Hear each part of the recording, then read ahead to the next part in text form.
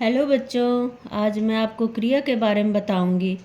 क्रिया किसे कहते हैं और क्रिया के कितने भेद होते हैं। तो आइए जानते हैं कि क्रिया किसे कहते हैं। ठीक है, जिन शब्दों से किसी कार्य के करने या होने का बोध होता है उन्हें क्रिया कहते हैं। क्या कह रहा है?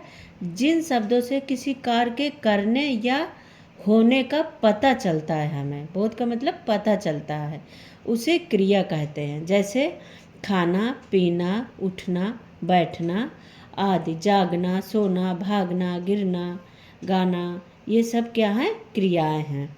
सभी क्रियाएं धातु से बनती हैं। जैसे हंस धातु से हंसना, पठ धातु से पढ़ना, इसी तरह हमारी सारी क्रियाएं ये धातुओं से बनी हैं।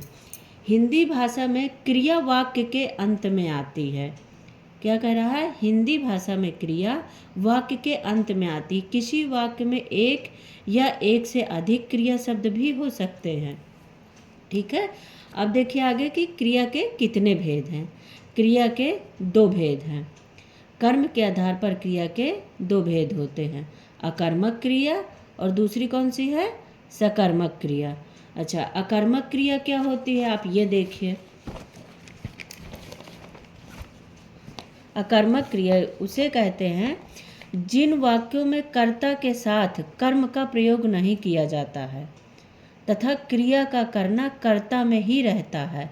उन वाक्यों में प्रयोग होने वाली क्रियाएं अकर्मक क्रिया कहलाती हैं। कहने का मतलब ये है कि अकर्मक क्रिया उससे कहते हैं जिसमें कर्म नहीं होता है। ठीक है, वो अकर्मक क्रिया है। जैसे बच्चा रोता है, कुत्ता भौंकता है, पक्षी उड़ते हैं। इसमें क्या है? जैसे बच्चा रोता है, कौन रो रहा है? बच्चा रो रहा है। इसका रोने का प्रभाव सीधा बच्चे पे पड़ रहा है। क्रिया क्या है इसमें? रोता है। इसमें क्रिया क्या है? भौंकता है। भौंकने का प्रभाव सीधा कुत्ते पे पड़ रहा है। पक्षी उड़ते हैं, उड़ने का प्रभाव सीधा पक्षी पे पड़ रहा है। तो ये सब क्या है? अकर्मक क्रियाएं हैं। और सकर्मक क्रिया क्या होती है, आगे समझिए। सकर्मक का अर्थ है कर्म के साथ। जिस क्रिया के साथ कर्म रहता है और क्रिया का फल कर्म पर सीधे पड़ता है उसे हम क्या कहते हैं? सकर्मक क्रिया।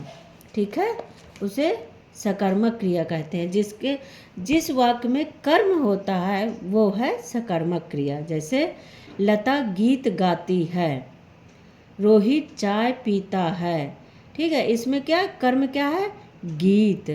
और इसमें रोहित चाय पीता है, क्या पी रहा है? चाय। ये चाय क्या है? ये कर्म है। ठीक है, अच्छा, ये जानने के लिए कि हम कर्म का पता कैसे लगाएं, ठीक है, तो ये जानने के लिए हम क्या करेंगे कि क्रिया सकर्मक है या अकर्मक है। क्रिया से पहले क्या करें? हम क्या लगाकर प्रश्न करते हैं। जो शब्द उत्तर में प्राप्त होता है वही क्रिया का कर्म होता है। ठीक है बच्चों, तो ये शायद समझ में आ गया होगा तुम्हें कि क्रिया किसे कहते हैं और क्रिया के कितने भेद होते हैं।